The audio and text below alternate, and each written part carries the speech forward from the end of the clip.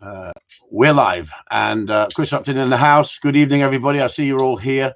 I'll tell you, you're lining yourselves up. Well, I have a special guest this evening. Now, I'm not bringing him on the screen. He's too freaking pretty. He's too freaking pretty, everybody. He's one of these.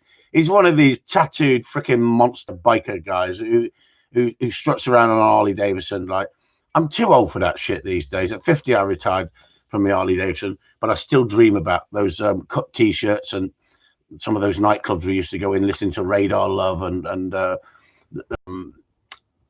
what did we watch it the other night? Sue, who did we watch the other night on the film? Who did we watch? Come on, Susan, The Doors. Oh, bloody hell, that was a guy, wasn't he? Hey. So without any more of ado, here we have in the house tonight, and tonight only moment we have Jonas Black. Oh boy. Oh boy. Welcome, Jonas. Oh, boy. Hey, that was a bit of a build-up, wasn't it? Hey. Oh boy, the original bad boy bringing on the new bad boy. Careful now, Chris. Yeah, the rebel. We got the rebel in the house. Careful now. I just wanted to. I really quickly just want to start off by saying thank you for all the sacrifices you made for the dog training industry, my friend. You are without question one of the people that I look up to the most in this industry, and it's because of how hard you fought for us, even before I was alive. And I appreciate you so much for all the sacrifices that you've made. Thank you. You got Kevin Evans on here. He says, awesome. I love Jonas. There you go. Straight away, we got somebody in the house who knows Jonas. Now, Jonas is from the USA. He's a dog trainer, and I'll let Jonas explain to you what he does for anybody who doesn't know. So off you go, Jonas, when you're ready. Basically, I spend all my days admiring Chris Upton. No, I'm just basically, what I do is I run one of the top dog training companies in the southwestern United States, and we specialize in behavioral rehabilitation. We've done over 8,000 dogs for pet dogs, and we've never had a euthanasia come out of our program that we have rehabilitated.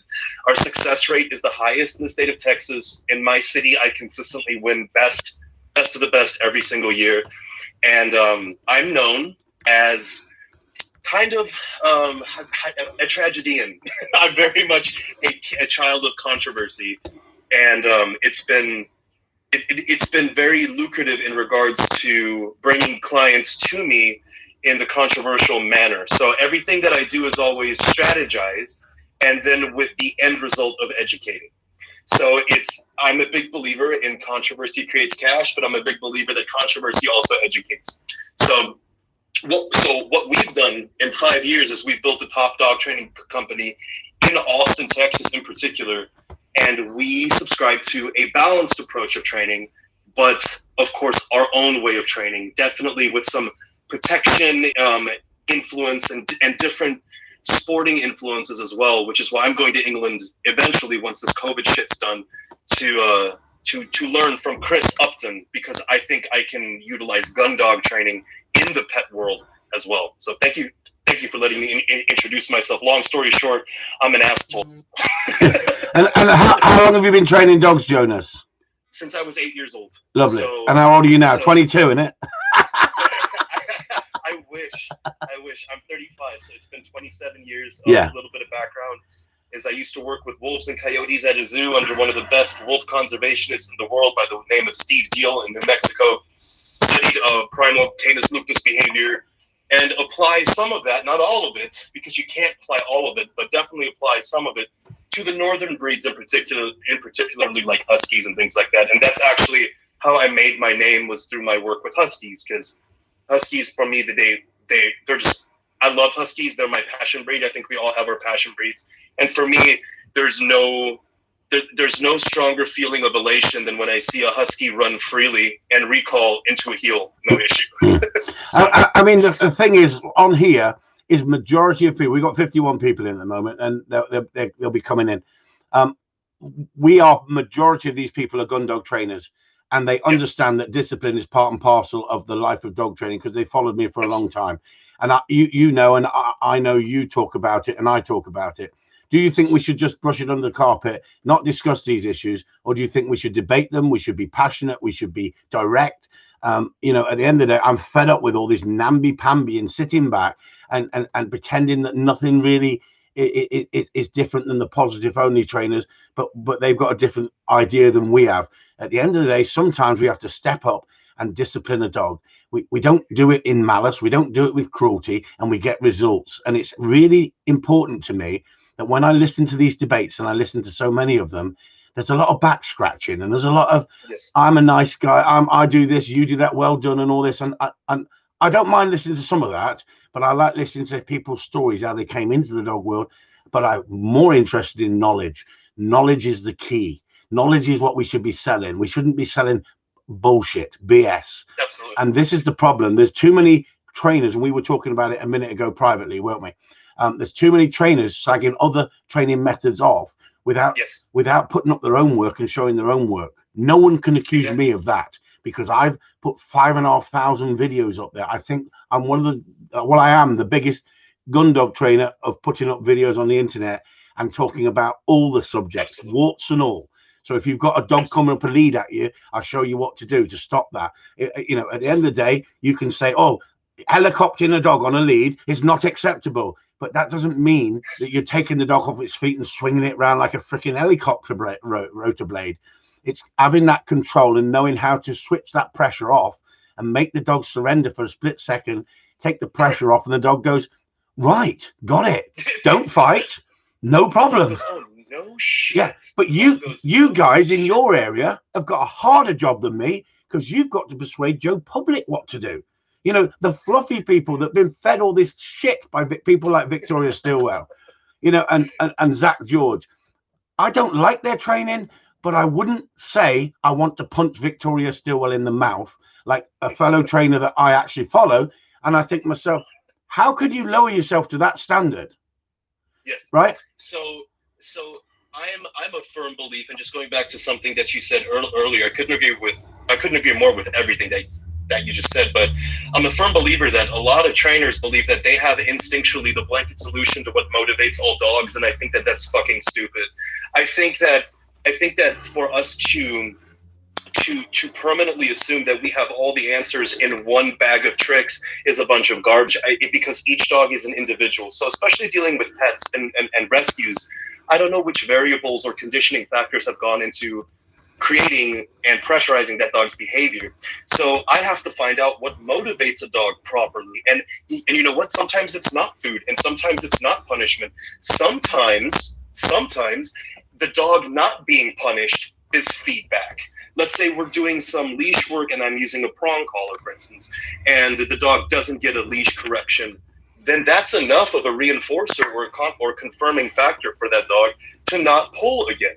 It's very, very simple. And the fact that we continuously believe that we have blanket solutions in one conjecture or one way of training is garbage. And this is why closing ourselves off to other trainers is very unhealthy, and it's going to get the balance side of dog training shut down, because we're losing the battle right now, and that's facts. Right, people, did you just listen to that? Did you just listen to that? It was articulate, it was direct, it was to the point, it was in layman's terms, and he was dead right with what he was saying. I don't want to listen to the science bullshit. I've studied the science bullshit. I give it to you in layman's terms. What I like about Jonas is he's passionate. I don't agree with everything he does or everything he says. Sometimes I think he's as mad as I am underneath, but I've learned to calm down a little bit. But guess what? I'd rather deal with Johnny Rotten of the dog training world or Sid Vicious with a bit of fucking spunk than these PC, like, oh, I don't want to talk about that subject because I might lose a few customers. No, talk about the subject. My delivery can use some improvements. Sometimes. I've gotten better. And that's with your guidance. But he's entertaining, and entertaining people draw you in for you to listen to it. I like the oddballs, the people who stand out there on their own, the mavericks, the people who want to sell something that they're passionate about. And sometimes our passion gets carried away. I've done it myself over the years, and it's going to start any second now, because I'm going to beast somebody in a minute if they don't get me a freaking drink.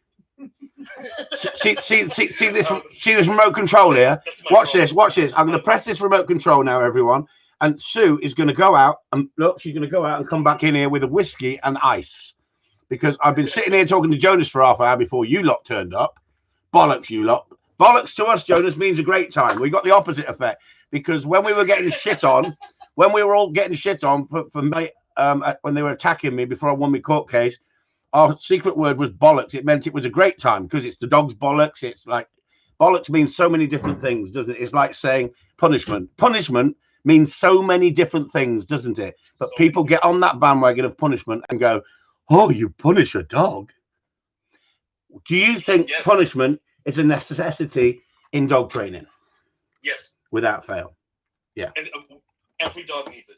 And because it's and here's my reasoning for it. So even with clients, you know, especially when I'm dealing with people in particular in the pet industry, I have to justify in the market that I am why I'm punishing. Why? Every single time. Without fail. So I have to be versed in it.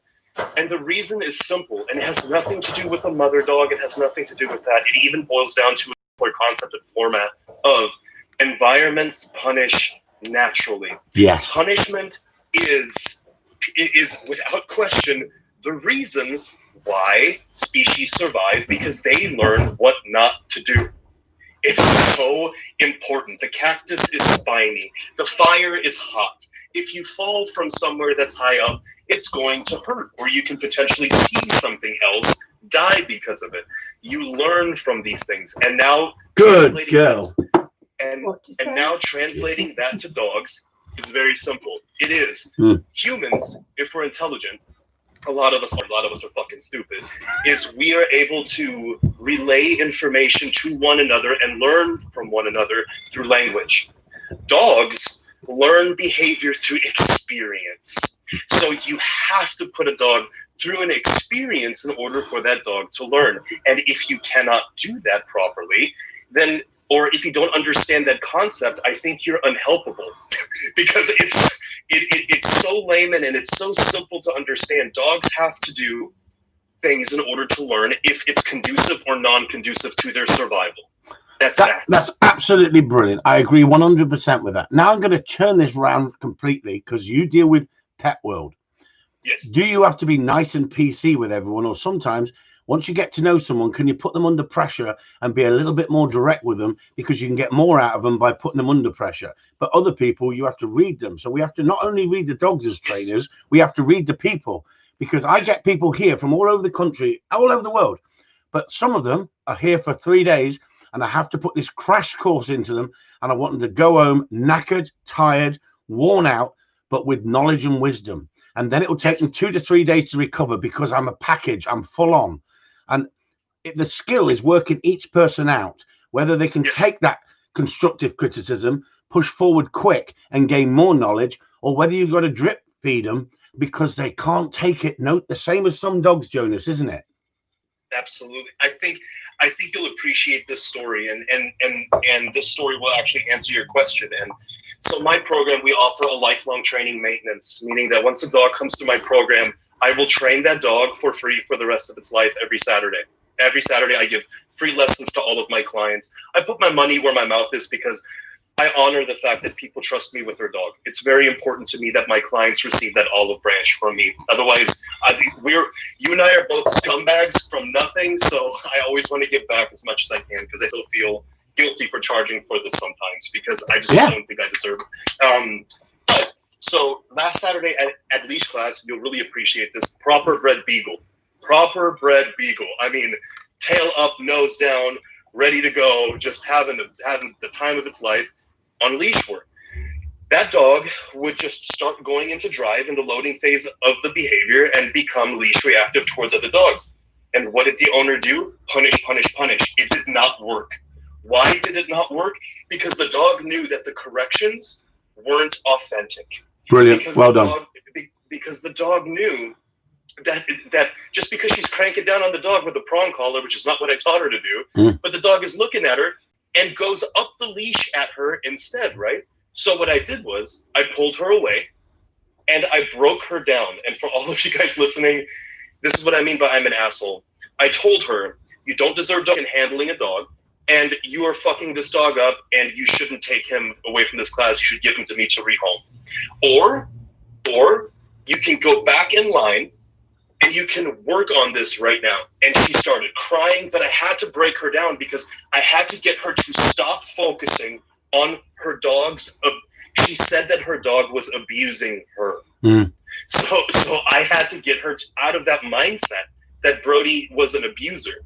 So, which is crazy in itself. So she starts crying and she walks back in line. And we have a class full of 40 or 50 dogs. I'll send you the video of this later. And she walks back in line. Guess who went into a heel? Brody. Yeah. Why? Because she gave up. Because she gave up the thought of his behavior leading her all the time.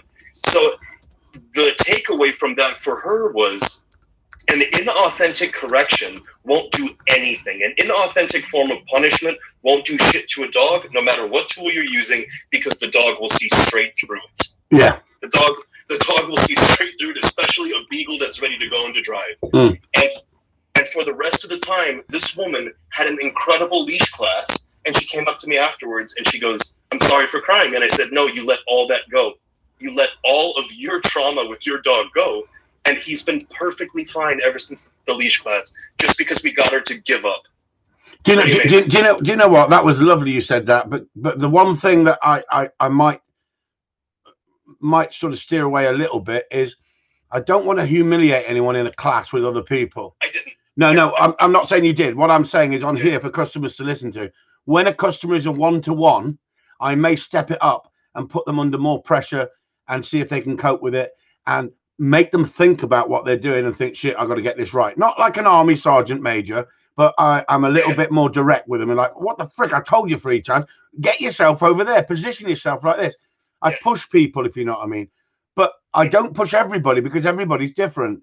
And we've got Ian on here. Ian Gold. He came down from Preston. He did a 4-hour drive down to Preston, 5-hour, 6-hour drive, 7-hour drive, down to Cornwall for his lesson with his dog. He went back with 2 completely different dogs. He was over the moon, but it drained him. I could see he was drained after the 3rd day. He just reached the stage he had to go home, because you can overload a customer by giving them full each day on, day on. And it's draining for me when I've got somebody like Ian, and that's not being disrespectful, because Ian had so many things wrong with his movement, his timing, his understanding, and yet he learned so much. But it will take him 2 to 3 weeks before he'll start to really respect it and go, it was brilliant. He was very polite, but I could see that he'd reached the point that it was time to say, yeah, it's time to go home now and recharge your batteries and work on what I showed you.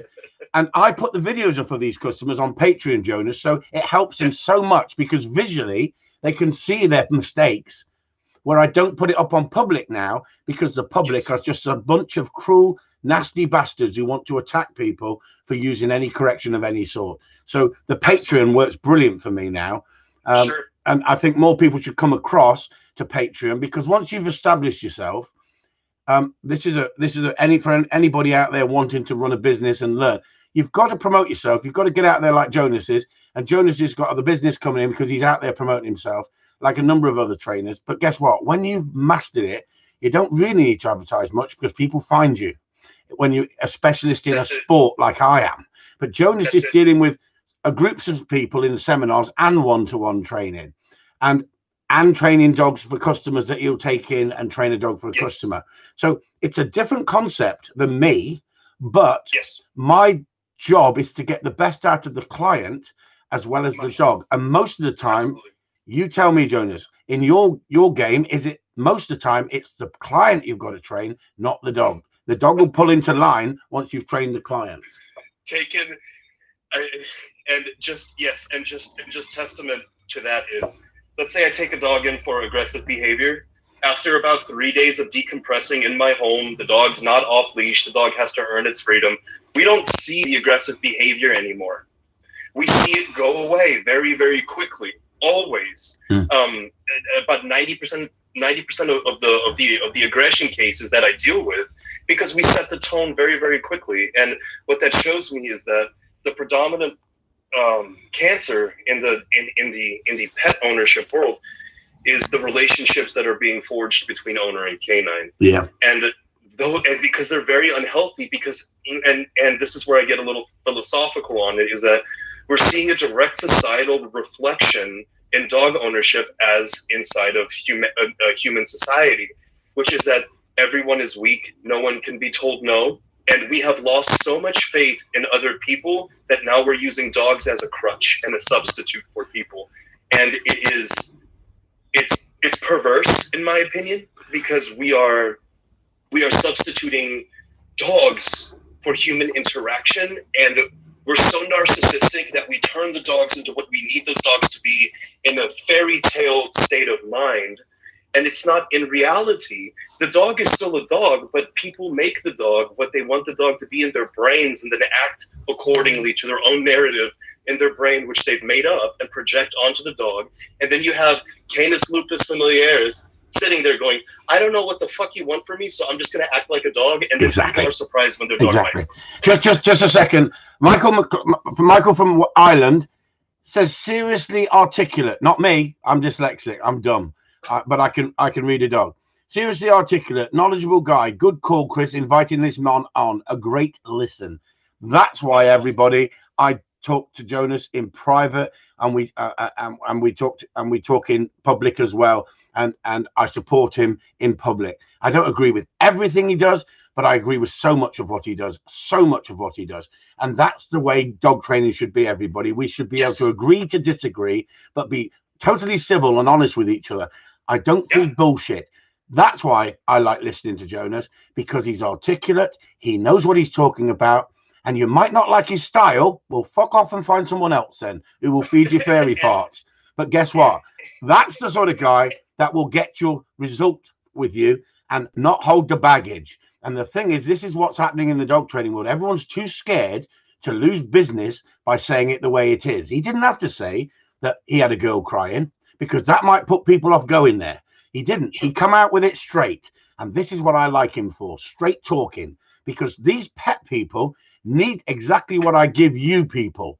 I give you stick when you need it, but I give you praise. Without the praise, then I'm a bastard. I'm a cruel bastard. The same as the dog. The dog's got to learn hot and cold, on and off, good and bad. And the dog works for that love, that affection. We just had David from Wales come down with his dog for a lesson yesterday. You saw the video. You all loved it. The dog's got drive that you would just dream about. My underpants had a little few wet patches watching this dog hit cover. It was exciting. The control he had. I didn't charge him. You're not all having that unless you come down here with a dog of that standard. But what a wonderful, nice bloke he was as well. For the fact, what did he tell you on the video? He said he's fucked his first 3 or 4 dogs up by not training them the way I train dogs. Then he found my videos, and then he started training the Chris Upton Corleone way. And now my feet had wet patches. He's in here. David Jones is in the house, everyone. Congratulations, David. So the way your dog went, I could not train that dog any better than you did. So you said, I said to you on the live feed, what made you watch my videos? You said you loved the psychology. That's the shit that Jonas talks about. That's the shit that I talk about. We put it out there for people to see, and we put our heads above the parapet. And yes, we're going to be shot at. Is that not right, Jonas? Have you been shot at by fellow dog trainers? I had to take a 6-month social media hiatus because of the amount that I've been shot at. And recently, I'm pretty sure you saw it. I was training a dog for aggression rehabilitation, and this Karen came out of a house and called the cops on me because the dog was on a muzzle. Sorry, yeah. Sitting in a sit-stay right next to me when that dog was supposed to be trying to smash her. So she's telling me that I don't know what I'm doing. Mm-hmm. I don't know what I'm doing while the dog is doing what it's supposed to be doing. And she tried to call the cops on me, and I just stood there and I was like, call the fucking cops, have them bring the canine handler. Yeah. I'll talk to them about it because they'll understand what we're doing. Yeah. But like, it's such a sensitive industry. And if there's one thing that I've learned from other trainers coming at me, especially this year in particular, is that context of videos are so important. The context of the video is very, very important. And I mean, I'll be very, very frank. The video that I was in question for was a pit bull shaking, stressed out on a cot, wearing a muzzle, e-collar, and a prong collar. And basically, I loaded the dog up with tools, and I was left with no choice. So the e-collar was on the dog for a conditioning purpose, for a conditioning standard. The prong collar was on because it had already been conditioned, and the muzzle was on because the owner wanted the muzzle on. Normally, I don't work aggression with dogs on muzzle because I don't want to flag a false positive. So basically what ended up happening is that this was the dog's evaluation. I had to get a result to show that the dog was able to not attack a stranger. We got the dog there. We took the dog's coping mechanism away, being biting, and the dog started stressing out, which is a very normal response.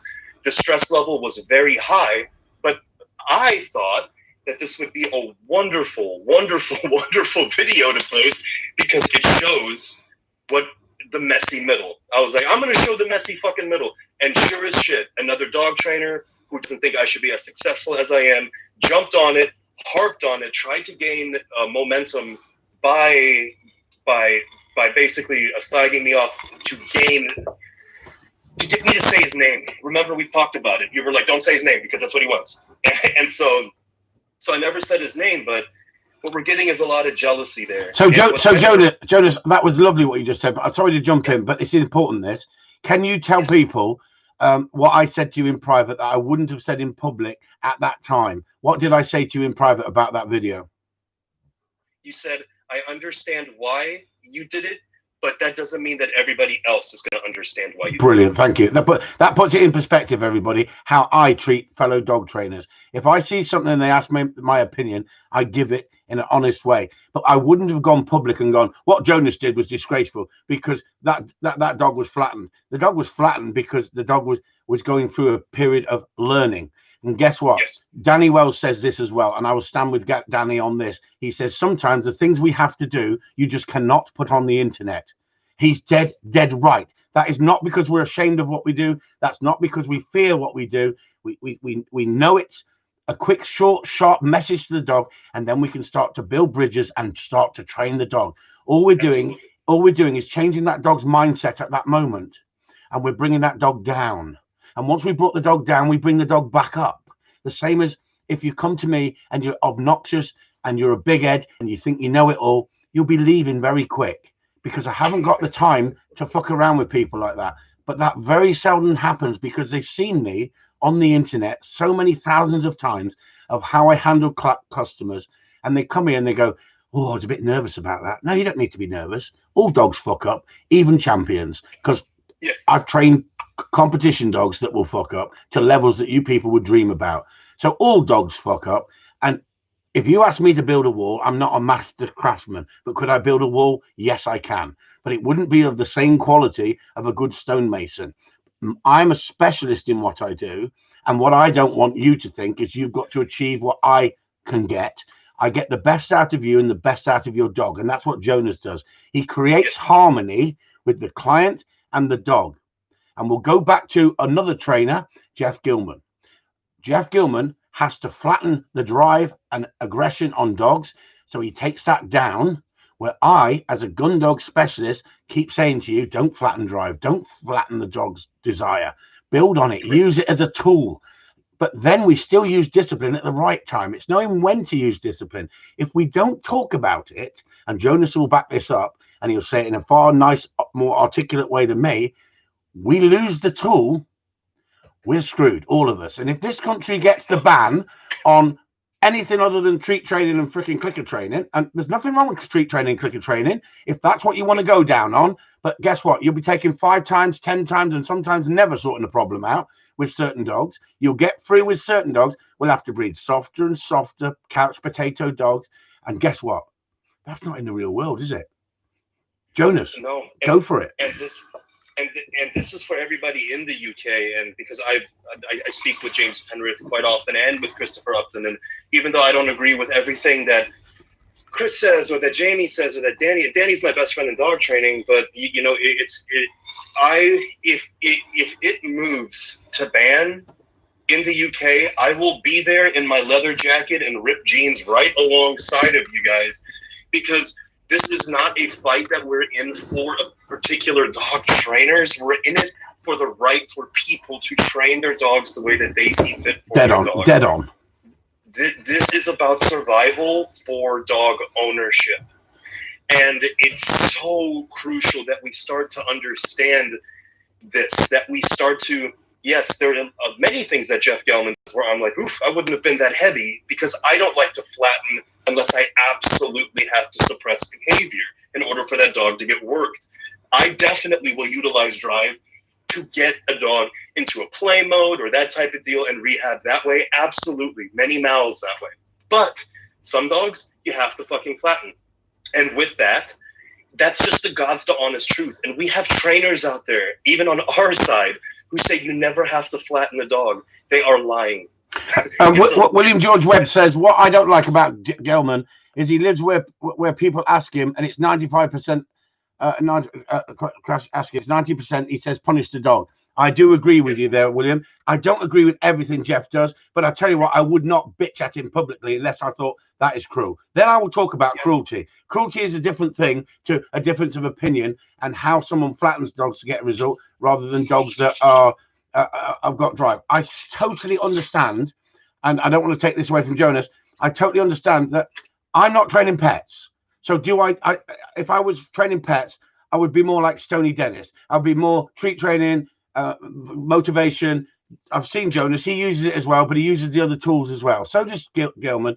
But there's things that Gilman's done for the industry that everybody loved him at one point when he was in the organization, and he was up there with Chad Mackin, and I can name a number of people he was up in the organization he was in. And at the end of the day, they threw him out, or he came out because of the backlash of people slagging him off. At the end of the day, if you can have an opinion, there's nothing wrong with having an opinion about someone.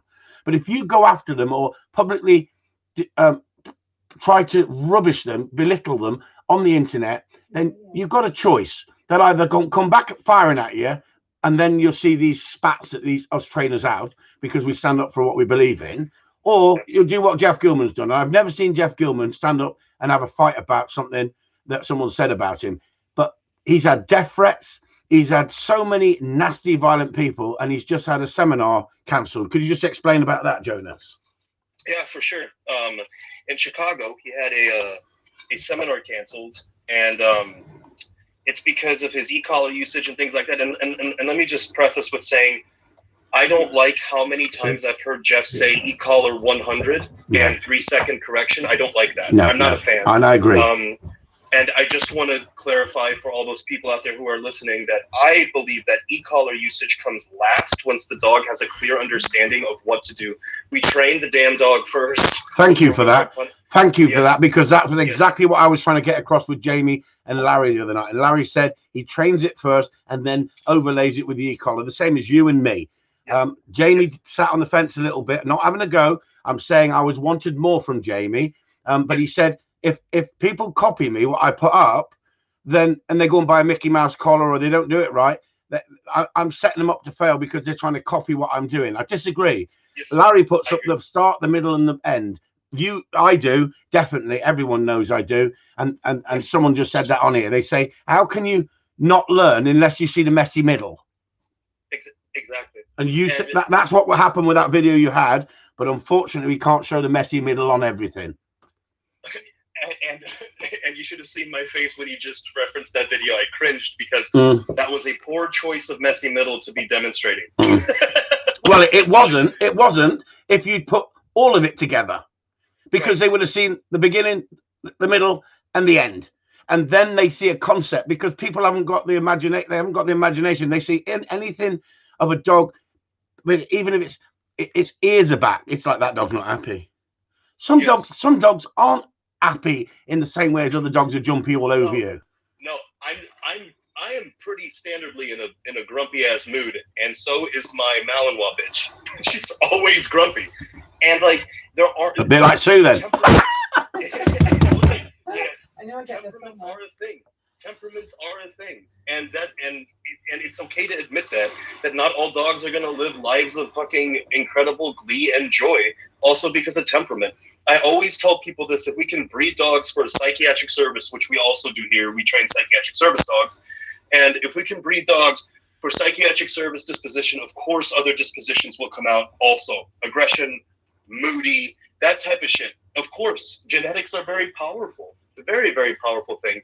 But back to Gelman really, really quickly, because I think that this is a really important topic, is there is a columnist in Chicago who has no experience handling dogs but gives dog advice, has a little blue check mark by the name of Stephen Dale.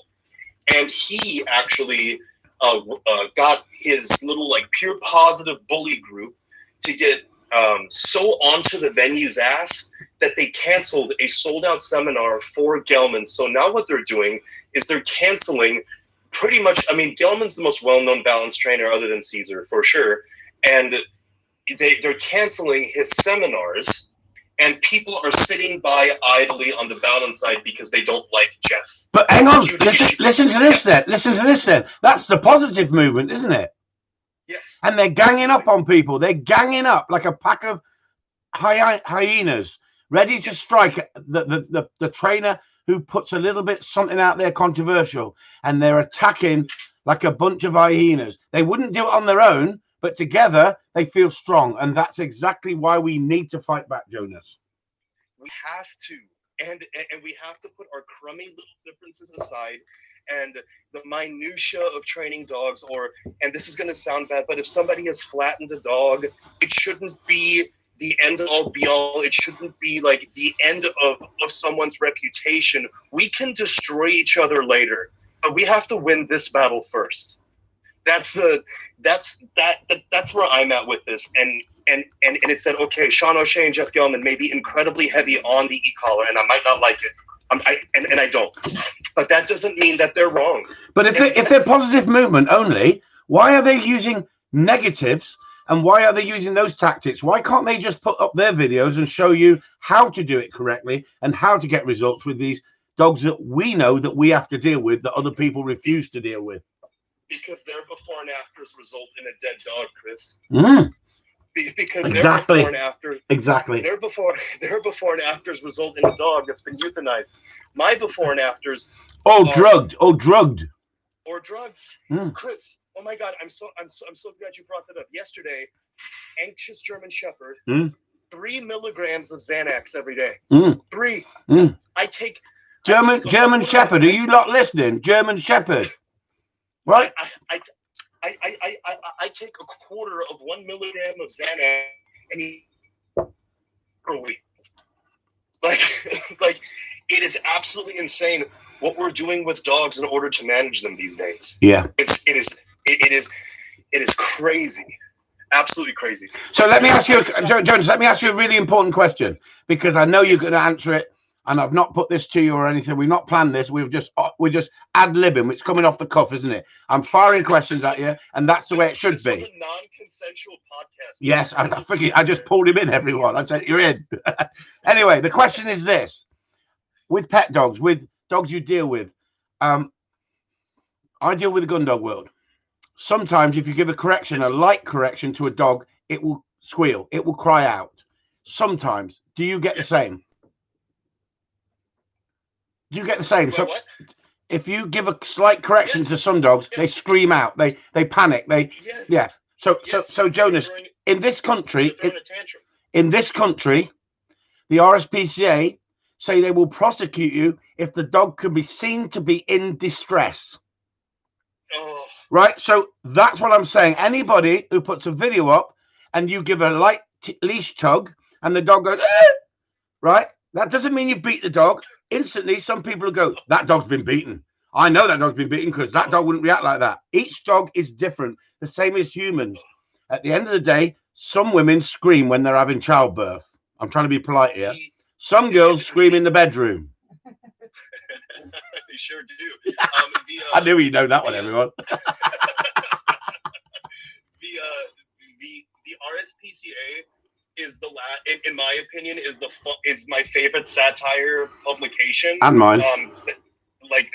Because they did a thing on the prong collar, and what they referenced was in certain studies they found that the prong collar can be used improperly, and I was like, oh well, no shit. Like that's where your research funding is going. That if you don't know how to use something, you don't know how to use it. Yeah. That's what you've just concluded. Yeah. And that's your argument, is if you don't know how to use something, it might not be used correctly. The RSPCA got 10,000 people.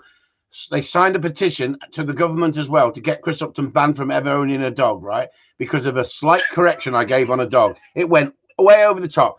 And they did a 6-month inquiry about it, Jonas. And he brought me into the police station under caution and videoed it for 3 hours with another RSPCA inspector questioning me. And my solicitor said, say nothing. They'll try and tie you up in knots. I kept them there for 3 friggin' hours. I had them sweating, Jonas, sweating, because they didn't have a frigging clue. I said to him, name the 4 quadrants. What? No, not the 4 tops, the 4 fucking quadrants. Why are you questioning me about my behavior as an animal behaviorist and a dog trainer when you're saying you've got a vet who says that is unacceptable? What has the vet studied? Animal behavior. What? Fucking hedgehogs? Because I was so direct with him. One of the questions he asked, Jonas, and this isn't being rude, he said, did you hit your children? I said, hang on. You're here to question me about a fucking dog. You're not here to question me whether I fucking punish my children. How dare you? I said, do you like rough sex? Do you like sex up the bottom? He said, that's nothing to do with it. I said, well, don't bring my children into this. How dare you? Guess why they never use that in court?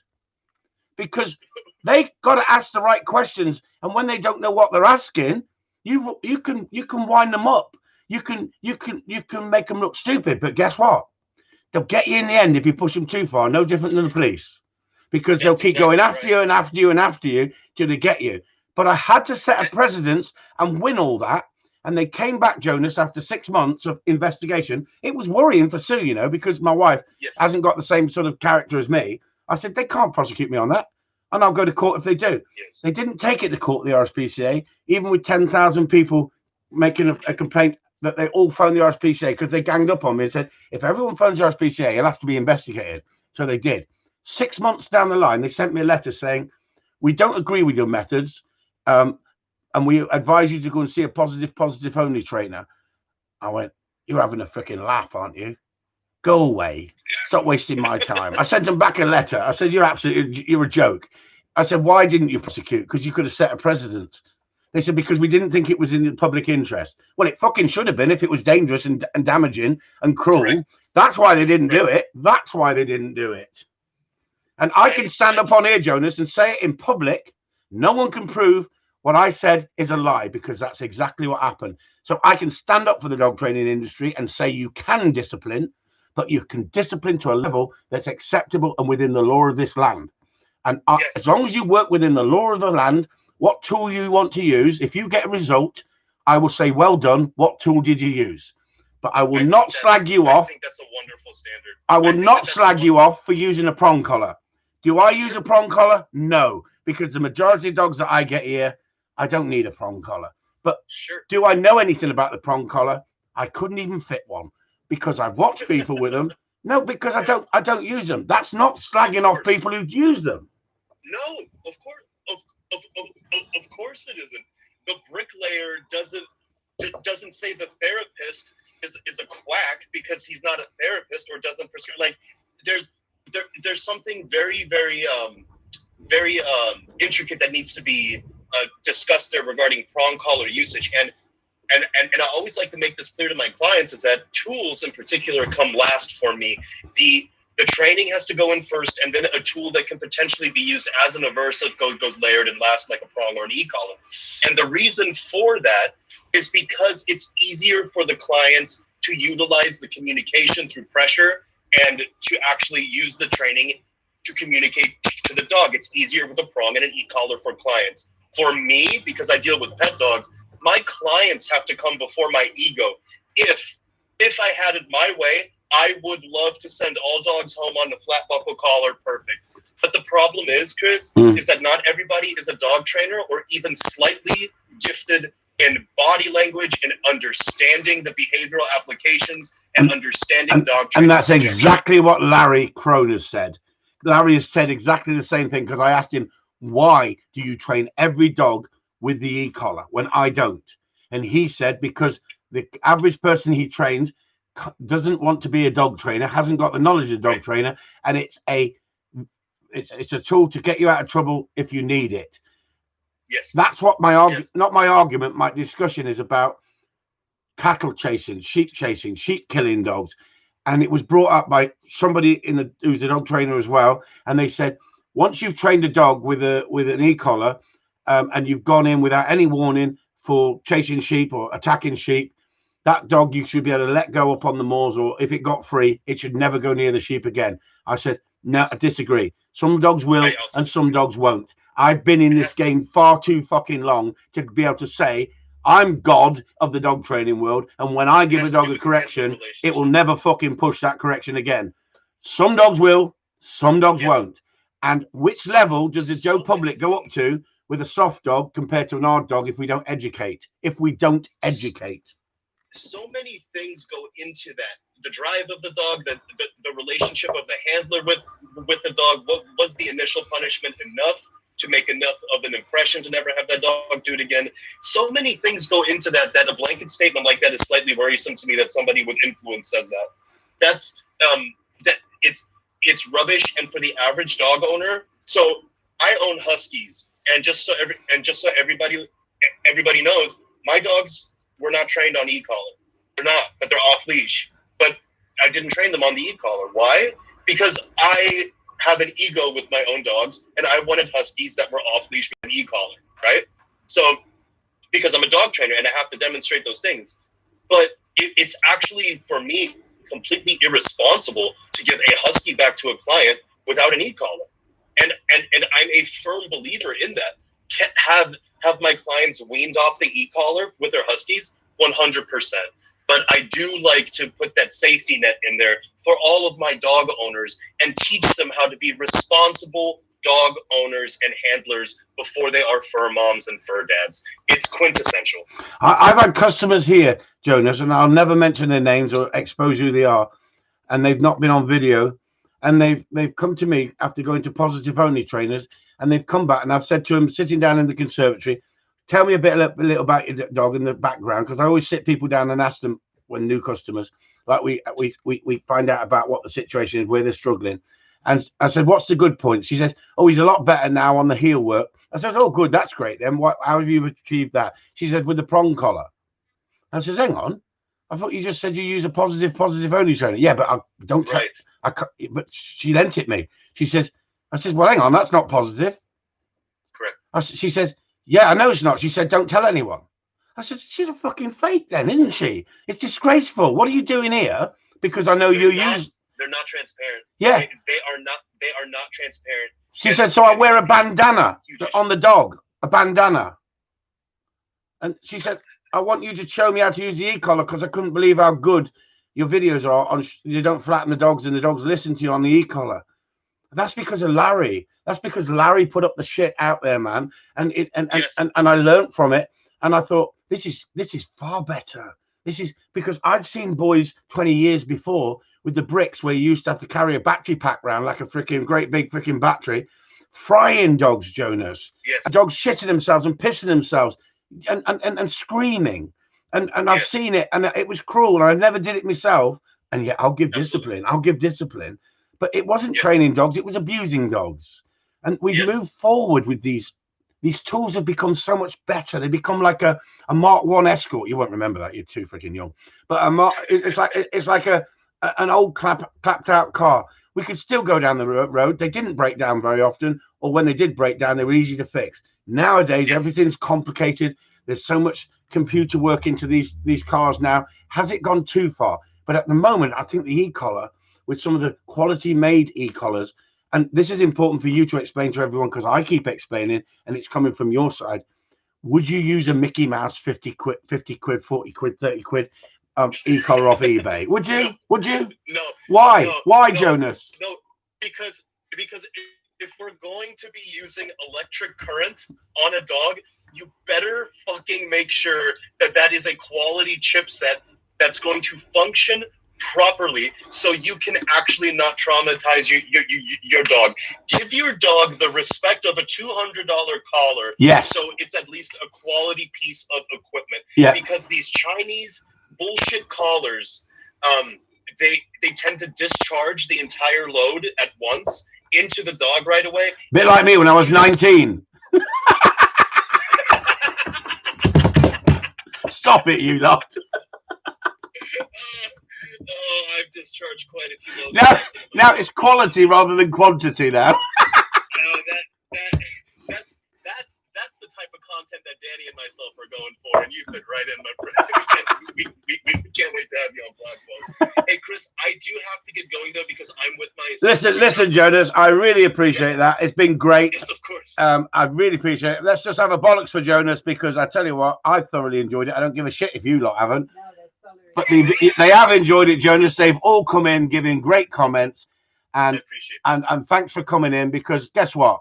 I need to bring dog trainers in from other areas of dog training. Why? Because in this country they got no bollocks. They scared to stand up the gun dog world and say it the way it is, and so you're getting 50 or 60 bollocks at the moment. So there you go, eh? I had to pull a few bollocks. Appreciate it, Jonas. You have fun, mate. Great talking to you. Catch you later. I truly hope I get to do this again with you. I appreciate you very much, Chris. Great talk. Thank you. Bye-bye. Wow. Well, there you go, everyone. How about that? Jonas, who rants like shit sometimes on the internet, and I think, look, calm it down, boy, calm it down. So articulate. He is so knowledgeable. He can put himself across so fantastic. When he learns to mature a little bit, and I'm not having a go, when he learns to reach our age, that might come down a little bit, but he'll still have the knowledge, the understanding, and the way to put it out there. But guess what? I'd rather listen to Jonas the way he is than these freaking creepy bastards who swear that they know how to train dogs but show nothing and don't talk about it. I think he's an inspiration, although in some areas I don't agree 100%. Like a younger version of you, Chris. I tell you what, I see that in him because of the background, and I won't talk about what we talked about in private. That's what's in private stays in private, other than we've got some similarities with me and Jonas. And if you're brought up in an hard situation and toughened up, then you can handle your situation. But at the end of the day, we've all got feelings. And he came off the internet for 6 months after being savaged by a trainer that I actually respect in some ways. And I'm not trying to cause shit here.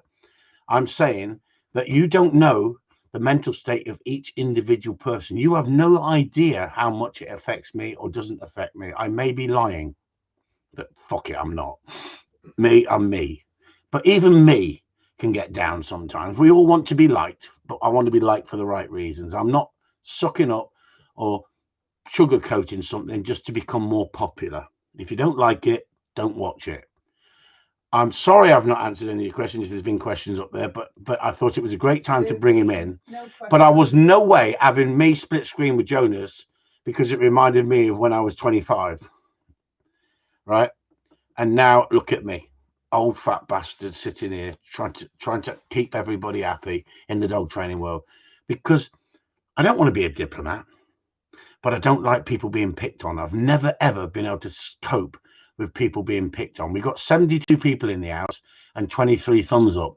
This should have had 72 thumbs up with that guy in here because he's a dog trainer in the pet world going through the same shit that I've been through, trying to fight for a living. Yes, he's busy. You could say, is it bullshit? I don't know. He might be sitting there on his ass with no business. If that's the case, he knows how to sell himself. But he says he's busy. I take it that he's busy, and I can talk to him off record or on record. And the only thing I said to him is, guess what, Jonas? I'm just about to go live any second. We've been talking for half an hour. You can come on if you want to, but just be careful what you say because we're now going live. Because what we say off record doesn't have to go public. Because if you want to talk about each other and question things, as dog trainers do, there's nothing wrong with that off record. But why do you need to try and make yourself look better by rubbishing other trainers who've got the same attitude, that understand that discipline is part and parcel of what we do? How do you put a thumbs up? Freaking hell, honestly, Peter Taylor, I love you, but you are so freaking, honestly, if you're watching it on what, you can't do it on WhatsApp. If you watch it on telly, you have to do it on your phone or your iPad. It's just a thumbs up if you're in YouTube on your iPad. I'm only joking with you, Peter. So anybody, any questions? Anybody want to ask any questions about what Jonas? He's a he's a younger version of you, Chris. Bollocks, great talk, fellas. And I really thoroughly enjoy talking with him because we can have a laugh as well as being serious. And when we both put our serious hat on, you know, what we say helps people. It's as simple as that. Helps people. But at the end of the day, what I'm saying to you is, I don't want to be like everybody else. I want to be like me. I want to be me. I don't want to pretend I'm somebody else or he's got a large following, so I'll try and do what he does. I'm only interested in being me. And if you don't like what you see, there ain't no point in booking a lesson, is there? But guess what? Ian, I saw his comments earlier. He learned something. Once I get to like you, I treat you different. Sometimes I put you under a bit of stick. And then I work out whether you can take it. If you can't, I'll back off and treat you like with kid gloves again. But if you can, and I can push you and get more out of you, I will. But at the end of the day, great guy, Ian. He is a great guy. You get results. He's in the house, look. And I would love Ian to come on live and talk. I thought it was fantastic. I thoroughly enjoyed it here with him. I had a freaking major headache. I needed to lie down for 2 days in a dark room after dealing with him. And then the next 3 customers come along, and it was like heaven, wasn't it, Sue? That's not having a go at Ian. That's not having a go at Ian in any way. That's not demoralizing Ian or being nasty to Ian on here. It means that Ian needs to learn so much more, but he'd done so well by following my system with the second dog. It was stunning. It was another dog that get me excited. Now, if I'm doing this like this and these guys are turning up with dogs like this, I'm going to stop doing it because I'm going to get no business in a minute, surely, because I'm training you too freaking easy with just the videos. He's only been to me once and he was useless when I saw that. And I'm only being honest, he was useless. And I thought, bloody hell, you're going to struggle. But guess what? That little dog, although she was dried up, the older dog, she come out alive and she enjoyed it. And if he came down again, if he was living local and he came down 3 or 4 sessions, he'd be like John Wilson. Remember Fireman Sam?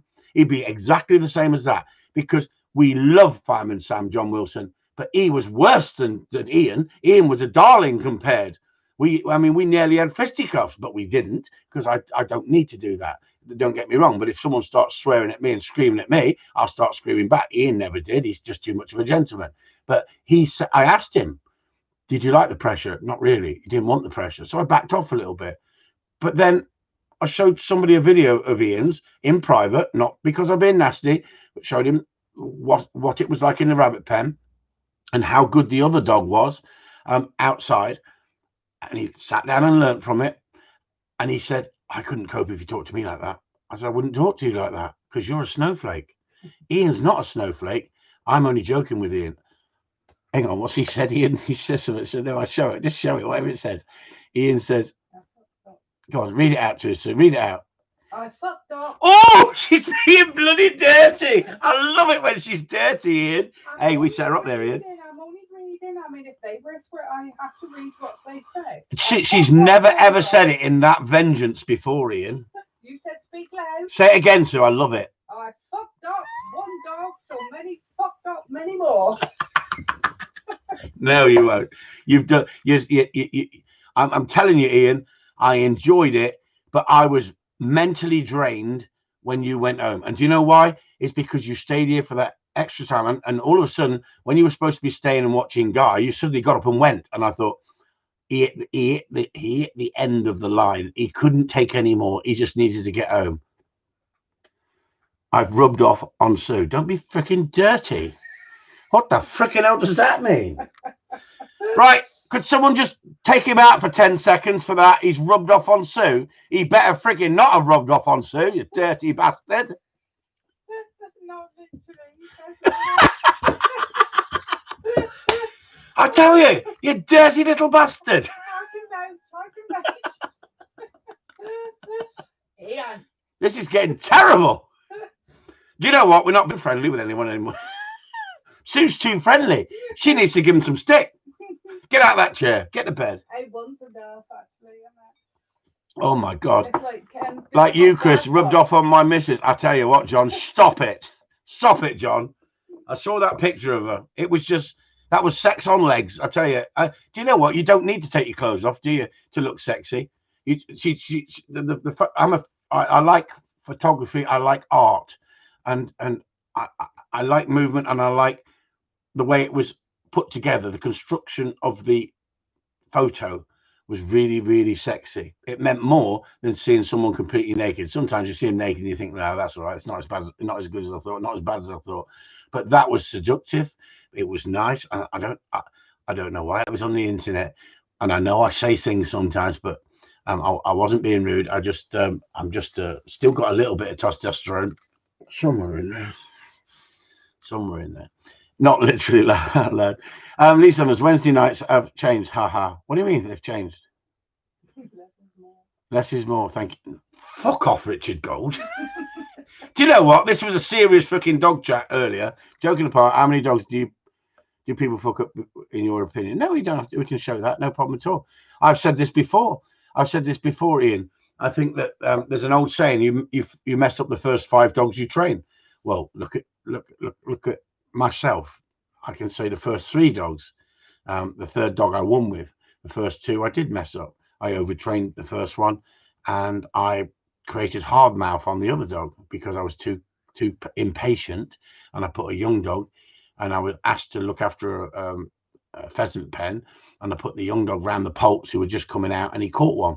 And as he went in, I was petrified. I didn't want to catch a bird. I grabbed him by the tail and just pulled him out at the stump of the tail, right next to his arse, just to pull him out so he didn't catch the bird because he was right on top of it.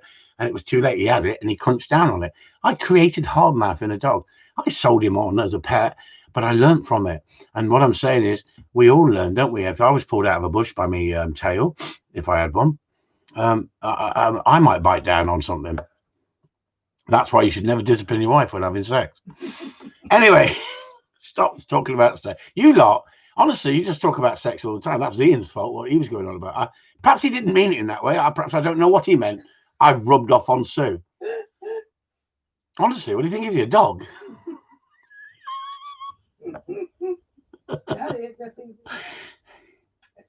I didn't realise you couldn't create. Oh, yeah, you can create hard mouth. Don't worry about that. Dead easy. And another way that hard mouth can be created, everybody, is if your dog is a young dog and it goes in on a runner and you send it for a runner and the runner turns around and spurs him. It's a big cockbird and he just fights the dog. The dog will bite into it and you can create hard mouth. So it's very important that you protect that dog to begin with. But some of them things happen sometimes, you know. At the end of the day, it's the same as a dog getting into a scrap with another dog. You can change the mindset of that dog.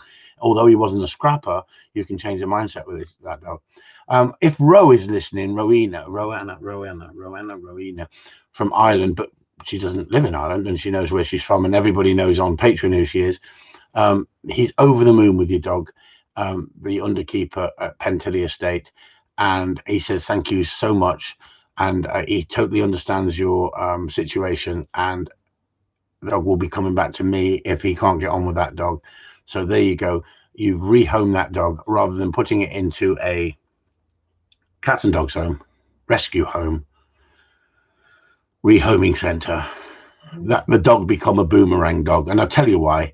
And people on here who know Ro and who's trained with Ro and that dog is a beautiful looking dog, much loved. If she's not, I will let her know. Thank you, Steve. Well done, boy. And she was emotional when she dropped him off. She travelled 350 miles, whatever it is, to me, so he could go to a good home rather than going into a rescue home. And do you know what?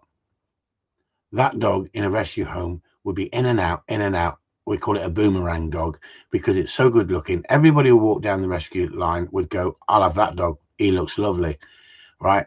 And then if the aggression that he was showing had not been addressed, guess what would happen, everybody? The dog would go back to the rescue home. They've made money on it, and it would go back in a cage. They don't address the problem. The keeper will address the problem. The dog will be kept in a kennel, not in the house. It was the dog had learnt to take over and be resource guardian of Ro, who he loves dearly because she's been with him, she's trained him, she's nurtured him. Resource guardian of a puppy that just come into the house, and because of jealousy, and anybody who got close to Ro, the dog got jealous and reacted. Could I have sorted that problem out if I was there? Yes, but it's not an overnight fix. I could have sorted the problem out if I was living in the area that she was living in, and I would have gone around and done that. Although I'm a gun dog trainer and it's a gun dog, it's a pet problem, really. If you keep pets like that and you let them get on with that, that's what happened. And I'm telling you, I could have sorted that problem. But at no point did she do the wrong thing. You've got to think of your family and your loved ones. If a dog draws blood and you are scared of that dog, or you back off from that dog then attacks again. And then it escalates, and then it becomes a problem dog. Because then if you punish in the wrong way and you don't get the timing right, the dog won't give you no warning before it attacks. It will attack. But guess what? There's only one way to stop that punishment, that behavior, and that is to give the dog a negative that the dog thinks it's not worth ever doing again. And at the end of the day, you'll have trainers disagreeing with that, positive trainers. She's been to positive trainers, and I'm saying that she should not be blamed for deciding to get rid of that dog in any way.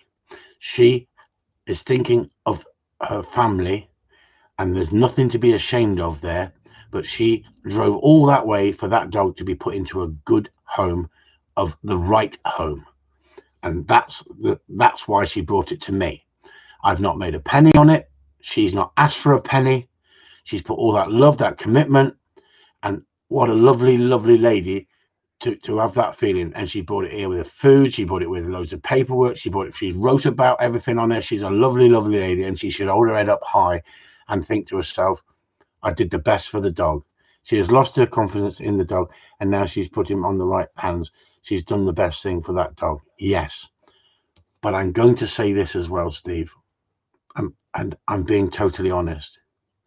If you've got a dog with that behavior because of the problem that he's got in that home environment, by bringing a young pup into that situation, if your dog is balanced, your young dog will get on with the pup, no problem at all, or the dog will get on with the pup, no problem at all, because the pup's no threat. But it wasn't the pup was a threat. It was the dog was jealous of the attention the pup is getting and it's not getting. And that's all to do with too much love can kill you. And that is what we need to talk about. She's done the right thing. I take me hat off to the girl. I'm not criticizing her in any way. She said to me about she didn't pick it up till it was 12 weeks old. Could have that been the reason? I said, stop beating yourself up about it. I'm telling you, the puppy was in a puppy environment with the mother. You saw it with the pups. Okay, it was 12 weeks old. That would not make no difference. It's the environment you've brought it up in, and you've allowed it to take over. And what I'm saying is, I don't want the cocker to go down the same road by taking over because you spoilt it to the point that it's that way. Now, it may not be that mindset of a dog. You may be lucky, but you don't know. If you can over pamper a dog, you can over love a dog. You can do the same with a child. It doesn't mean you're always going to get a child that rebels, or you're going to get a child that pushes boundaries. Who knows what's right in this world? But I believe that she did the right thing, and I don't want her to hold any emotional baggage over this. I think she did the best thing for that dog. That dog has not been put down. That dog has not been put in a cats and dogs home and going to be moved from one home to another. I say well done, and I think she did well, and I thank Steve for helping her, and I explained everything to the person who had it, but it's on the approval that if he's not happy, he brings it back to me, and then I will address any problem. But the dog showed no signs of that. I didn't have to address any of that when she came here, because the dog saw me as a leader. And it's a fine example of when you put the dog back in its home environment where it feels secure and it feels dominant. If you back off from that sort of dog, you're going to create a problem dog. So there you go, everyone. That's 1 minute. That's 9 minutes over tonight. I hope you enjoyed that. Sorry, Sue wants me to answer a question. Read it out loud, please. No, hang on a minute. It's 27 questions, she says. No. John Griffiths, what's the make of your e-collar? I use the dog to John Griffiths. I've got a cocker that my missus over pampers, yeah, but she over pampers you as well, John. You get everything you want, I bet. Ian got Chris training is brilliant. The hospitality and experience is brilliant, and the boot and shoe. The boot. The boot is awesome. Thank you both. No, thank you, Ian. And literally, you know me, I speak my mind. I will put your videos up, but they're going to take some fucking editing. I'm only joking. No, because at the end of the day, everyone, it's really important. I don't put up everything. I'm telling a story. I'm showing you. I don't pretend when something's not right. I show you. But it's going to take time to edit Ian's videos, but they're going to be very educational, and you can see the improvement in Ian's dogs. And it's about not upsetting the clients. We're not here to upset clients. And without clients like Ian and people who go, yep, you can put them up. I know I've fucking messed up. I know I did your head in at certain points, but I know we had a crack, we had a laugh, and there was no malice. And at the end of the day, I genuinely do not mean malice to anybody. But guess what? If you want to take me on, bring it on. You know, this dog bites still, even at this age. But he didn't. He was just, if anything, I was trying to get a reaction out of him to motivate him a little bit in certain areas, and it did. And then and you should have seen his face when his dog started going around the pen and stopping. It was brilliant to watch. Brilliant to watch.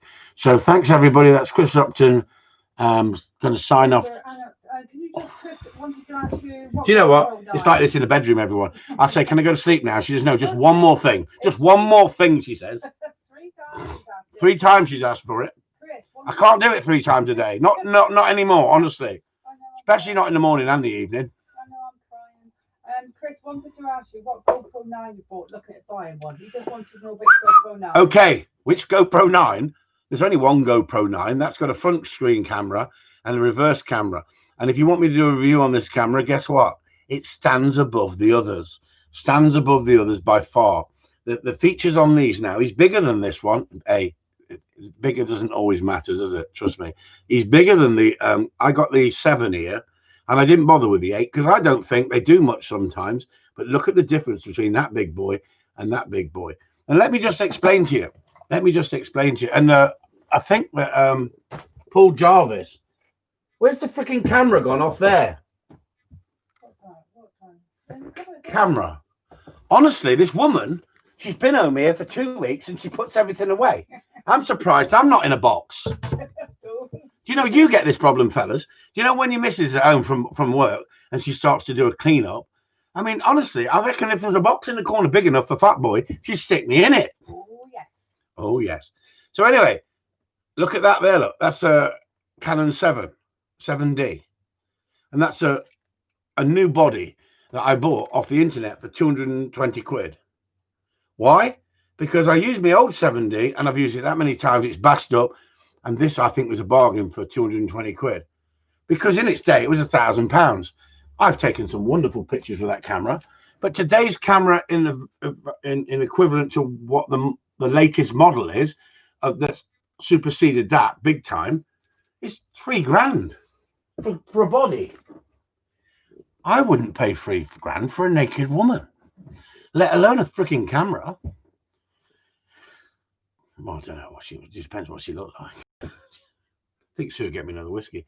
But what I'm saying to you is, with your funding from Patreon, trust me, the expenses that I've paid out on equipment, tools, and other things to make life nicer when people come here, and obviously for me, because I like gadgets, you lot have paid for, and I thank you.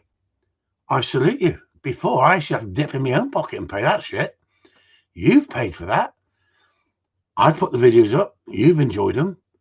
You've sponsored me, and I appreciate it all. I appreciate every time you give me £6 a month. It gives me a little bit more leeway to bring this site to another level. Next week, we've got topless dancing girls.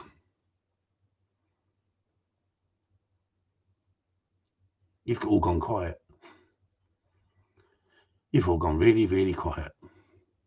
You've all gone to bed. How many? Cheap at half the price. There you go. I don't use my SLR camera that much more because that now takes 20 megapixel pictures. It's not going to be as good as a SLR camera, but I can't walk around with a camera, a GoPro, a drone, a phone, and give tuition at the same time. This is the best tool on the market for filming your dogs. Now, you can go down to these, at like 200, 300 quid now. This here, 400 quid. But trust me, the difference between that, and that's a 7, and that's a 9. If I went back to the 2s and 3s that we used to have, it's like driving a Mark 1 Escort compared to driving a Lexus. This here is a Lexus. So there you go. You've bought that. I'm going to use it to help other people. Does it get corrupted, Ian says? Bring him all up now. Does it get corrupted? Yeah, because you're the one, remember? You said, yeah, the other one went corrupted on one of the really important videos that we try to load in it. That's what you get with technology sometimes. But I tell you what, normally the GoPros have changed the dog training world, as in for putting up footage, haven't they? Before, how many people walk around with a mobile phone and send me a video footage? It's all over the place and you don't see everything. You're like James Bond. You need Q for all the tech. You do, Richard, but you've got to learn as you're going. Years ago, I learned how to build a website myself when they first came on the market. It took me ages, but I did it. Then I learned how to edit videos. Then I learned how to put videos up. Are you enjoying the videos on Patreon? You tell me, guys. You tell everyone out there. Do you want more than 268 people on there? Denver Skinners. Chris saw the Max as well. That's why I asked which one you bought. Yeah. At the end of the day, a simple thing, isn't it? A screen on the front. Well, if I'm lining myself up, I can get myself in the shot. I mean, half the time you get that sort of shot, don't you? Hello, everyone. This is Chris Upton. And you might see the logo, but you don't see my pretty face. But to be honest with you, I don't want you to see my pretty face. I want you to watch the dogs in front. But guess what? With that, it's got its uses where that hasn't got that. And sometimes I go back on a film and think, shit, I cut the person out of the film or the video altogether because it didn't have the front camera on it. Like this has got reverse camera. And look at the screen on the back of that compared to that. And as I'm getting older, I need a bigger screen, like bigger glasses. Denver said he saw the Max as well. That's why he asked you which one you bought. You saw the what? He said Chris saw the Max as well. That's why I asked you which one you bought. Oh, the Max. Yeah, I know what you mean now. The GoPro Max. Yeah, no. But this one here, Denver, this one actually can buy, this lens comes off, it just flicks off, and you can buy a lens for this that turns it into a Max. And I don't need the Max. I don't need those sort of shots. But this here has got so many extras on it now. We can do live feeds on this. Me and Sue could be lying in bed and doing a live feed next week, everybody. No, we won't. She says, you've lost that one. Whoops. No, we won't. Kieran asked a question. 9:13. I thought he was just telling us the time. Has he fixed his drone? Have you fixed your drone? Yeah. The drone is not looking happy. He's been glued all the way around there. That come off and it landed. But we've been flying it and we've been getting some great pictures. But now I'm flying it where I'd never have flown it before, because if I lost it, I'd go and buy another drone, because you lot are just giving me so much money. I'm just becoming a film star. No, and Kieran says I may have a drone for you if it works on your remote. What do you mean? That's what he just said. What sort of drone is it? No, he just said I may have a drone for you if it works on your remote. All right, good lad, well done. Is it DJI? If it's a DJI, it probably would. DJI Mavic Mini fly with your... Will the DJI Mavic Mini fly with your remote? Oh, Karen, it's worth sending it down to me, mate. That would be better than a bottle of whiskey, wouldn't it? We could see. DJI Mavic Mini. May do. We can always try it. I've got no idea, but we can always try it. Ask Google. Could I have a whiskey, please? Okay. Well, these people don't want to go tonight, do they? There's still 59 people in the house. Well, yes, because if you want to keep talking. Because Jonas was in the house. Yeah. I thought Jonas was very refreshing. I want to thank Jonas for tonight. I think he was great. I think I made the right decision. He asked me to go live with him and Danny. I think it's him and Danny's show, and I will go live if they want me to. But to be honest with you, didn't give him much choice, did you? He was on the phone to you, and you said you're going live, Jonas. No, he didn't. He could have said no, but I didn't put him under that much pressure. I mean, Sue's lying yet again, trying to sensationalize everything yet again. She's becoming a drama queen. Do you know what, everyone? I've had 2 weeks with Sue. She's been off work for 2 weeks, and guess what? She's traumatizing me. She's traumatizing. I can normally do what I want to do. She's had me up on the roof, fixing the roof. I've done that. Took her out, done that. I've spoilt that woman. I've spoilt her. And I've been so busy. And I apologize to all the people who have come here and they're waiting for their videos to go up. They are going to go up, but I've been so busy, and I have got a next few days where it's all busy. So trust me, I will put your videos up. Now, I have a prize for anybody. There's 58 of you in here. And if you get this right within the next 2 minutes, there is a prize of a cup from Soul coming to you as a bit of a laugh to finish the night off, because you people have obviously, you've got nothing better to do, 58 of you, and the ones who left early, Sodom, right? So this is going to be the prize. I've been watching back on some of the live feeds, and I've been making a mistake. And I'm not happy with it on the live feeds. Have anybody spotted it? It's very annoying. Have you spotted what I'm doing lately that I'm going to have to change? Because it's really annoying me now. I've noticed I'm doing it. I've got myself into a habit. Honestly, I don't look like a nun, but I've got myself into a habit, or a burqa. Is it a burqa? No. So you've got to tell me now. Fly squatting? No, Graham. No. You've been late in the house? No. On the live feed, I'm trying to help you. Drinking? Fuck off, Peter. Getting pissed on there. No, David. Come on, you lot. There is a prize here. I mean, 60 people back in the house. Look, they're coming back in now. They're freaking out. There's a prize going. Dribbling. Where? In my underpants. Stop it. Not drinking enough. Taking a piss all the time. No. Check if I can stop it, you lot. You bastards. We wrote it down. Me and Sue wrote it down. I didn't even know how to spell it. But I thought, I wonder if everybody else noticed it. It's on the live feeds when I actually sit with people in the room swearing. Fuck off, Karen. Give Peter the cup.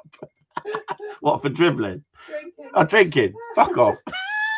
Talking about sex too much. No, come on. Honestly, you lot. Go, Sue, get a cup, will you? Just spare them up.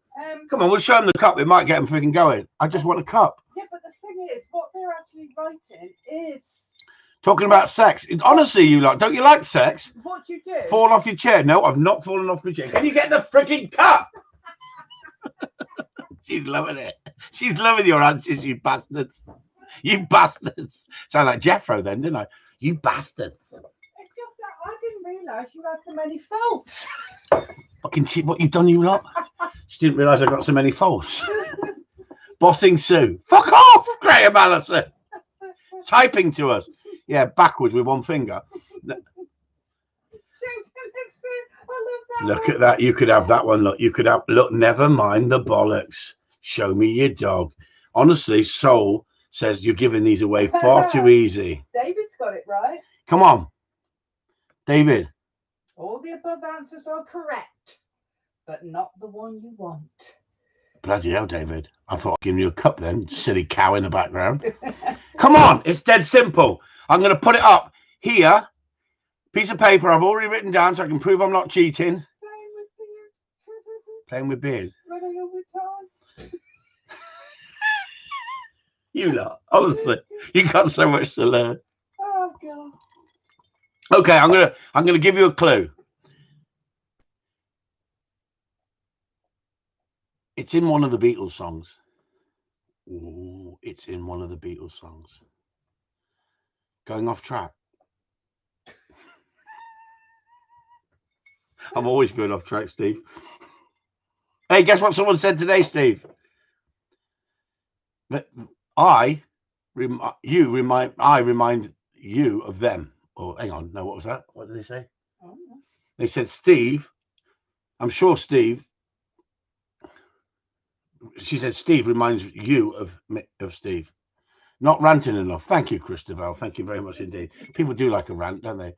Christabel, absolutely wrong. Come on. I'll tell you what I'll do. I'll even throw in a few GoPro stickers. I'll even put a couple of GoPro stickers in the mug if you like. So you can have a few GoPro stickers if you've got one of them cheap Chinese things. Okay. Like John said, that's a bad clue for a 27-year-old show. Steve Pace, you need to go and see Chris up for some training. Right, okay. The Beatles. The famous song. You drink it when you're thinking. Yeah, John Wilson does. John Wilson goes, oh, another cup of tea. Obviously, those northern boys, Oh yes, Lee Stewart drinking with your dinky up. Okay, so sod you lot. 63 people in the house. No prize. 39 thumbs up. No prize this week. This is. Well done, David, because he knows the answer. Why? He knows it. Yeah, of course he does. So David knows. Did I tell him? No, because he was there. Did I tell him what was going wrong? Or does David know? If you know, David, say it. Tell him now, David. Did I tell you what I'm doing on the videos that freaking really cheesing me off? Brother from another mother. Jesus, what can it be? But you know what? You know when you come here and you go, hey, hey, hey, hey, hey. Oh, fuck, you're doing me head in. What's the dog's name? It's not A, is it? No. Well, it's very similar to that. Have you been watching the live? Have you been watching the videos, you lot? Let it be. Okay, if anyone says it in the next 3 seconds, I'll give you a cup. She loves you. Yeah. You didn't say it. You didn't say it. You said, hey, you cheeky bastards. It's yeah. Unless who's told me, yeah. Unlucky, Jay. That was 10 seconds. Yeah. Because the amount of times I'm listening and so letting someone talk and I'm going, yeah, yeah, yeah, yeah, yeah, yeah. I'm thinking, shut up, fat boy, and let them speak. But the difference is I'm trying to let the conversation flow and add to it as well. And it just shows, doesn't it? We can all mess up and see annoying things when we watch ourselves on these videos. And that's what I'm saying, everybody. At the end of the day, it was something I saw and I thought, if you watch it now, you'll go, fucking hell, I can see it dead clear now. He keeps fucking saying it. He's a fucking nutter. Because you become habit forming. That's because you're not actually listening. You bastard, John Wilson. And I'm taking that cup back. I want that cup back, John, when you come back. You didn't really earn your cup. I just felt freaking sorry for you. Yeah, I bet you didn't even get any cartwheels either, did you? No, because I'm into it so much. And I'm going, yeah. But it's annoying when you listen to it. So I've got to cut that out. So if honestly, hey, Jude. Oh, fucking hell, Steve. We've finished. We've moved on, mate. Yeah. Can you see it? I don't know why it's not. Yeah. All right. I had to say John Wilson. So funny, yeah. I thought you were going to go Penny Lane. She's not been on here for ages. Kieran says he's too young for this game. Let's play rock, paper, scissors in future. Yeah, rock, paper, and scissors in future. Well done, Kieran. Anyway, Sue, it's time to go. Graham says give yourself a beast in. I will give myself a beast in. Anyway, everyone, good night. That's an extra 30 minutes you've had tonight.